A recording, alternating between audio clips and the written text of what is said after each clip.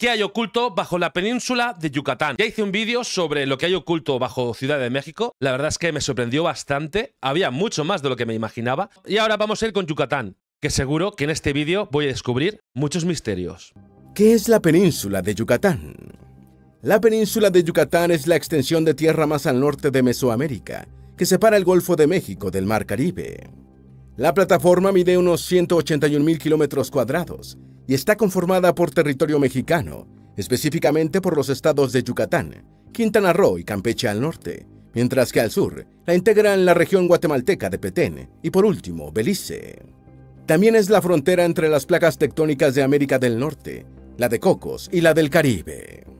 Aunque existen varias versiones sobre el origen del nombre de la península, todas coinciden en que es producto de una confusión entre indígenas y españoles que no se entendían. Una de esas versiones cuenta que un español le preguntó a un indígena maya cómo se llamaba la región, y el nativo le respondió, Manatic, Catán, lo que se traduce como no te comprendo, pero el conquistador asumió que se refería al nombre Yucatán, con el que la conocemos hoy. ¡Ostras! Pero... vaya fallo ahí, ¿no? O sea, ¡qué movida! ¡Qué movida! No me esperaba algo así, este giro de los acontecimientos. ¿Cómo se formó la península de Yucatán? Aunque comúnmente se cree que la península emergió del mar, lo cierto es que queda expuesta y se sumerge según el ritmo de las glaciaciones que hace que aumente o baje el nivel del mar. Sin embargo, lo que sí es cierto es que la plataforma se formó bajo el mar. La composición misma de la península lo delata. Es una formación de carbonatos de calcio proveniente de millones de esqueletos de criaturas marinas, que junto a algunas arcillas se fue compactando durante millones de años bajo el agua. ¿Qué hallazgos encontraron los científicos que exploran los túneles subacuáticos de la península de Yucatán?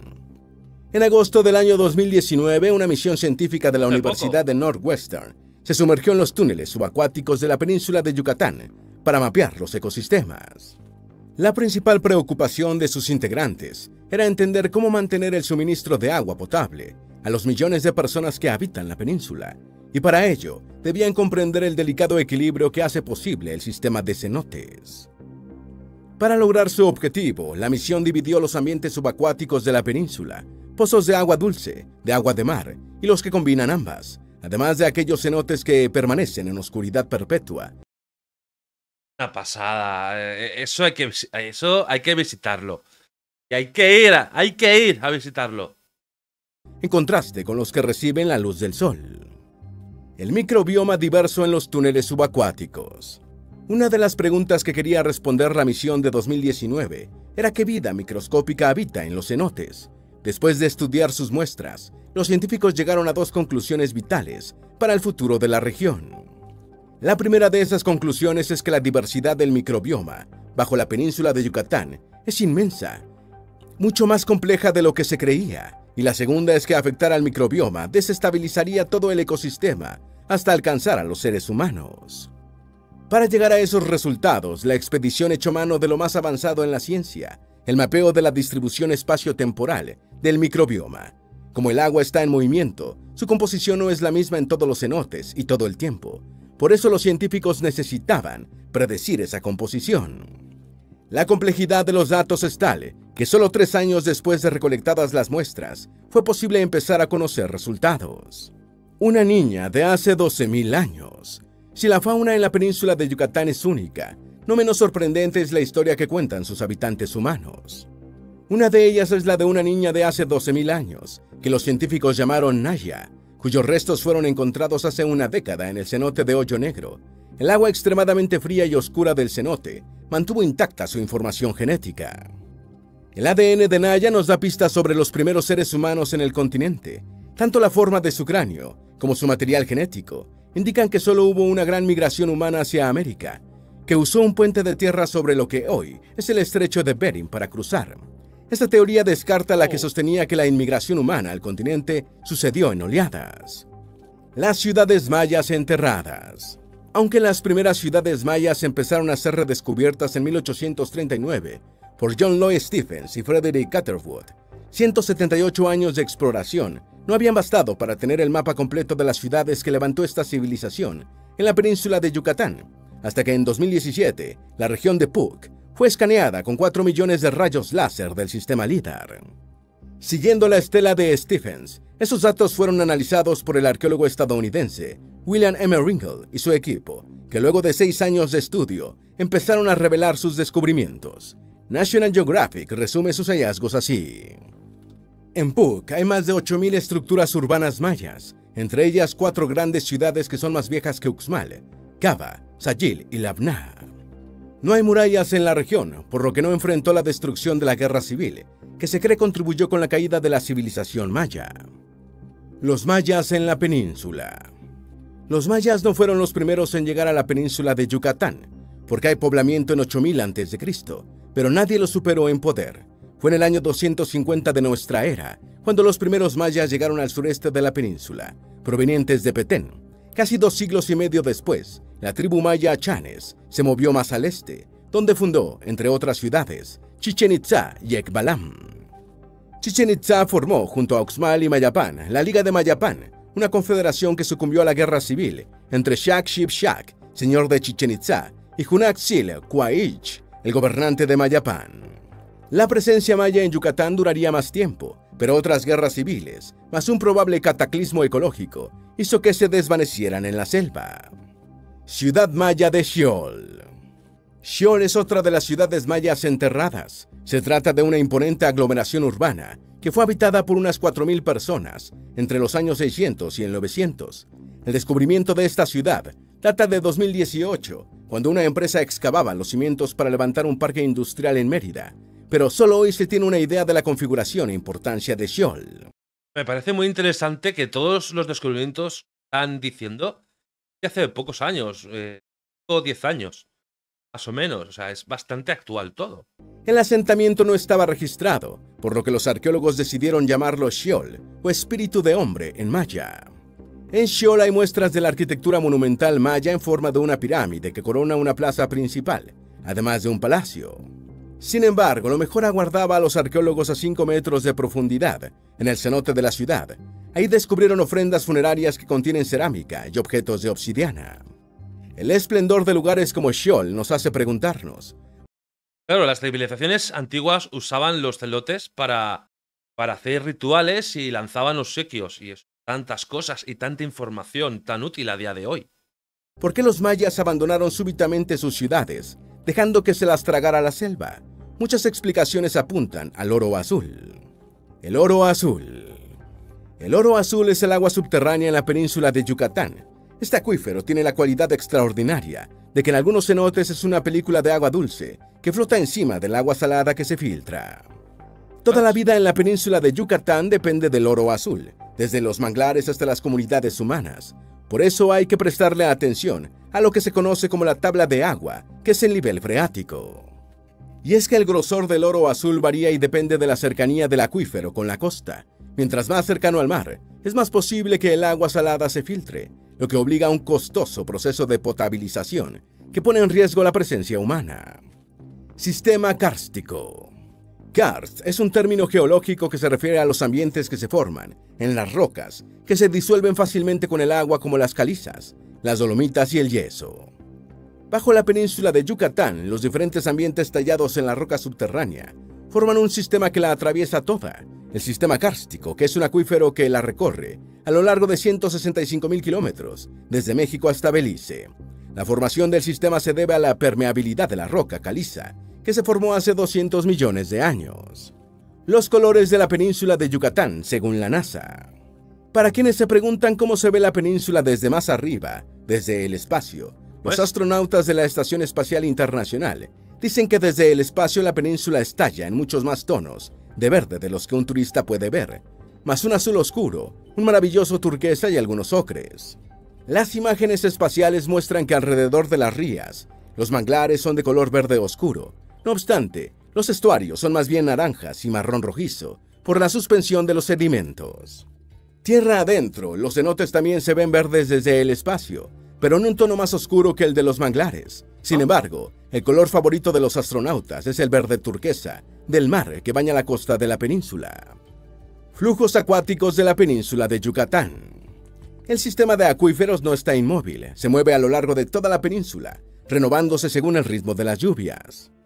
Cuando llueve, el agua se filtra bajo tierra a través de varios accidentes como las dolinas, fracturas y conductos de disolución. A partir de ahí, se forman diferentes flujos de agua que dependen de la configuración del sistema kárstico. En la península de Yucatán existen 3 de estos flujos. El primero es la falla del anillo de cenotes, otro es la sierra de Tikul y el sistema de fracturas de Holbox-Xel-Ha. Los científicos han mapeado al detalle el movimiento de los flujos en el nivel regional, pero aún no completan la imagen local e intermedia. ¿Qué dinosaurios había en la península de Yucatán antes del meteorito? En Yucatán también hubo dinosaurios, al menos hasta hace 65 millones de años. Para explotar esa presencia, junto a los parques arqueológicos, se está levantando una versión del Jurassic Park de Spielberg, llamada Sendero Jurásico, que estará ubicado entre los puertos yucatecos de Progreso y Chicxulub. En él se podrán ver representaciones del Velociraptor, el Brachiosaurus y el Diplodocus, y a escala real, muchas otras especies de dinosaurios que habitaban la península. El lugar más mortífero de la Tierra.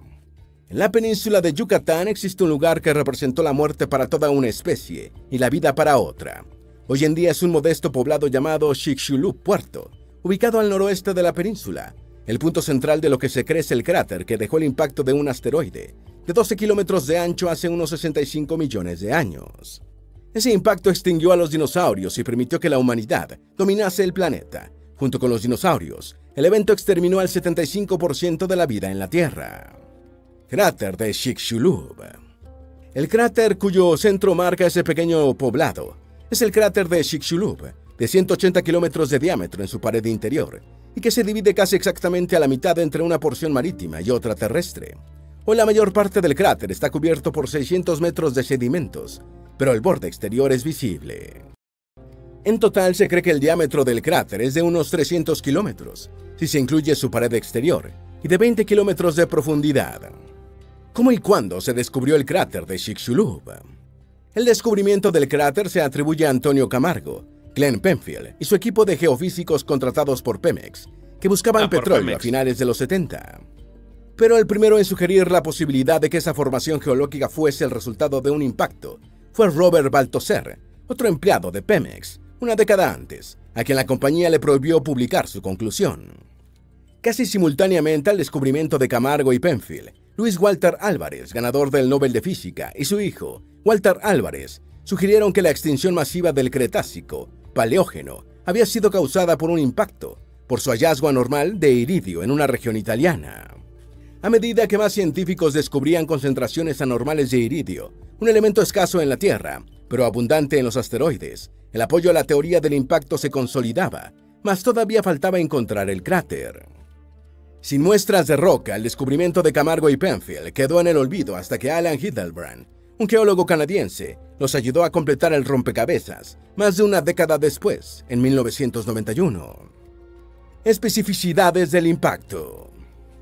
Semejante agujero en la Tierra fue el resultado de la liberación de 100 teratones de TNT con el impacto, que representa 2 millones de veces más energía que la liberada en la detonación de la bomba del SAR, la bomba de hidrógeno que es la mayor explosión causada por el hombre. Otra especificidad es que se cree que el impacto ocurrió durante la primavera en el hemisferio norte, basado en el análisis de isótopos de los huesos de peces encontrados en capas sedimentarias de Dakota del Norte. Por último, hay cierto consenso en torno a considerar que el objeto que golpeó al planeta no fue un cometa, sino un asteroide tipo C, que es el más común. ¿Por qué el asteroide cayó en el peor lugar posible de la Tierra? La extinción que causó el asteroide no se debió a la fuerza del impacto o a su tamaño, sino al lugar donde cayó. Los científicos están de acuerdo con que los dinosaurios ganaron una lotería macabra cuando el impacto ocurrió en aguas poco profundas y no en el océano. El lugar poco profundo del impacto lanzó a la atmósfera una monstruosa cantidad de azufre que provenía del yeso vaporizado, lo que aumentó el tiempo que duró el invierno planetario que siguió al evento. Una semana después del golpe ya no había comida en el mar. Semanas después, no la había en la superficie. Así el destino de los dinosaurios estaba sellado. Efectos del impacto. Con una velocidad de impacto de 20 km por hora, el asteroide causó vientos de 1000 km por hora en el centro de la explosión, un tsunami de 100 metros de altura, con olas inmediatas de más de 1.5 kilómetros de altura. ¡Olas de 1,5 kilómetros! Un terremoto de entre 9 y 11 en la escala de magnitud de momento, 25.000 millones de toneladas métricas de material inyectadas en la atmósfera. 70% de la superficie del planeta quemada por incendios, lluvia ácida, una década de oscuridad por las partículas flotando en la atmósfera. Origen astronómico del impacto. Aún no sabemos muy bien el origen del asteroide que nos hizo los amos del planeta.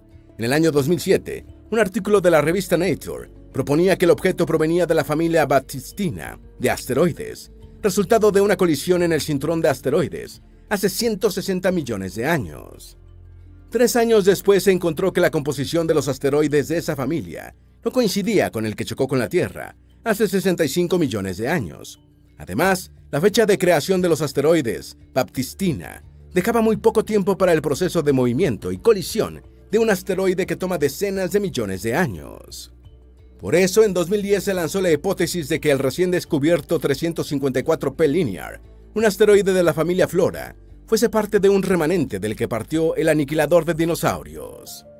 Por último, una simulación de hace 3 años estableció que el asteroide, sea cual haya sido, provino de la parte exterior del cinturón de asteroides.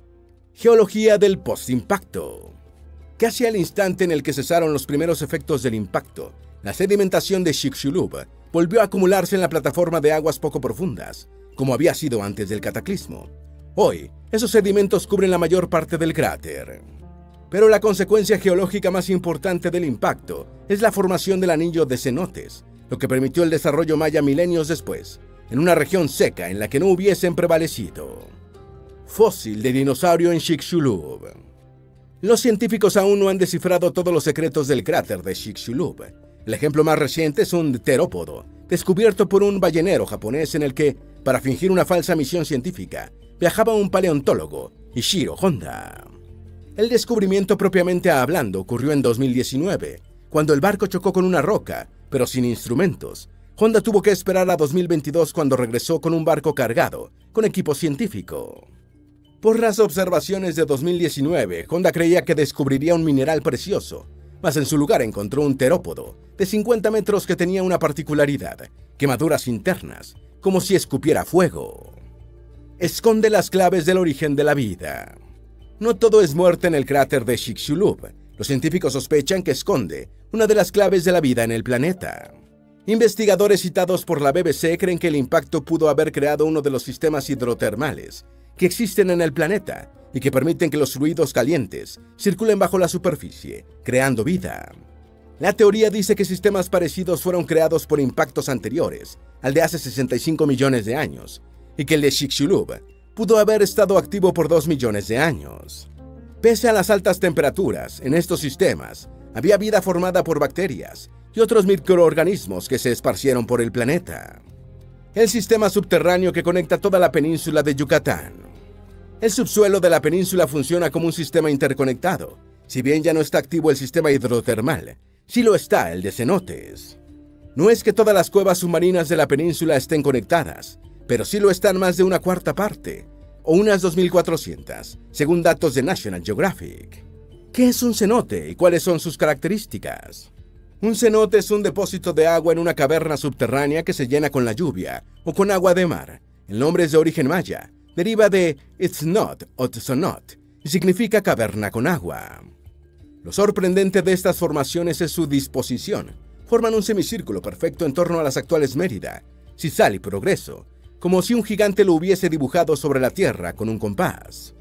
¿Cómo se formaron las cuevas y cenotes? Los cenotes no siempre estuvieron ahí. La roca calcárea que emergió del agua, más el impacto del asteroide, ayudaron a crear las cuevas y cenotes, en un proceso que se conoce como espeleogénesis.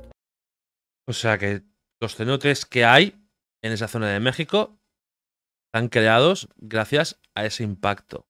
Es curioso, ¿eh? Menudo currazo de vídeo. Tanta información, muy interesante. Pero hace unos 20.000 años, muchos de los cenotes estaban secos, y es que en ese momento el nivel del mar era unos 120 metros más bajo de lo que es actualmente. A medida que aumentó el nivel del mar, después de la última glaciación, muchas cuevas y cenotes quedaron inundados. La cueva submarina más grande del mundo.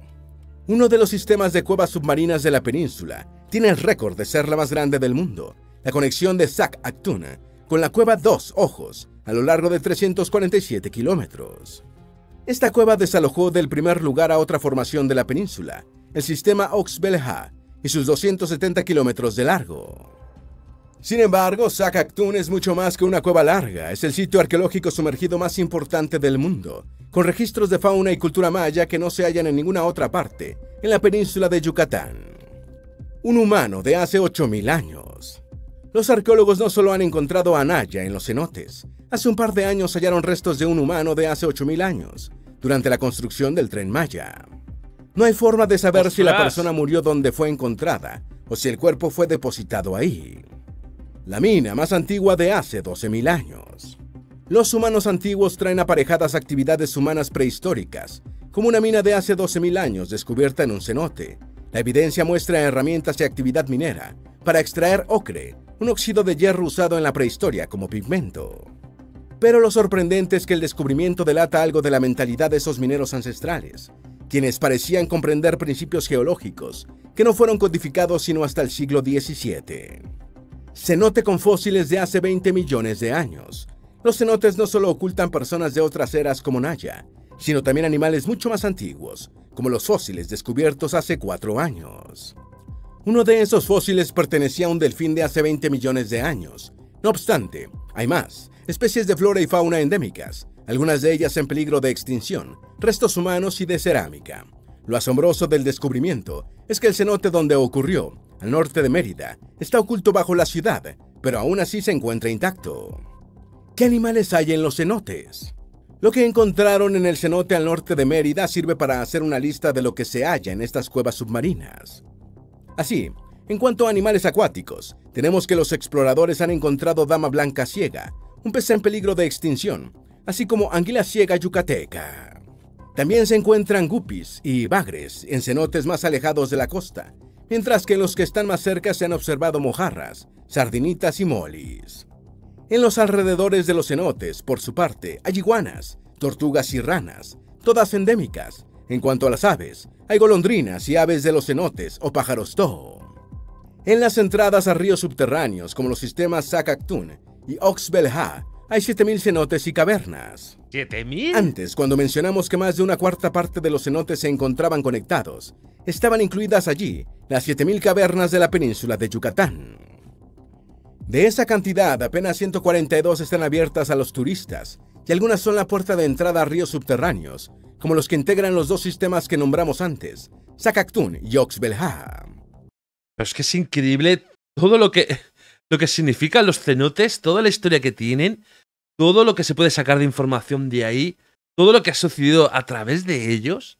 Algo increíble que yo hace meses no sabía de su existencia y no sabía que iba a ser de tal importancia. Los cenotes en México. Los 3 cenotes. De esos miles de cenotes, hemos seleccionado 3 para darte una muestra de lo que encontrarás si te animas a visitar la península de Yucatán. El primero es Exbatuna, ubicado en San Antonio Mulix, Humana, que es un lugar mágico en el que el agua es transparente y está cubierta con un lirio que se abre en las mañanas y se cierra en las tardes. El segundo es Iquil, ubicado en Episte, Tinum, a 1.5 kilómetros de Chichén Itzá. Es una caverna conectada con otros por ríos subterráneos. Y el tercero es Excanché.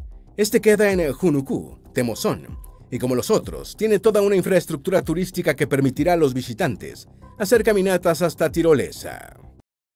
La verdad es que es muy bonito y dan ganas de ir, ¿eh?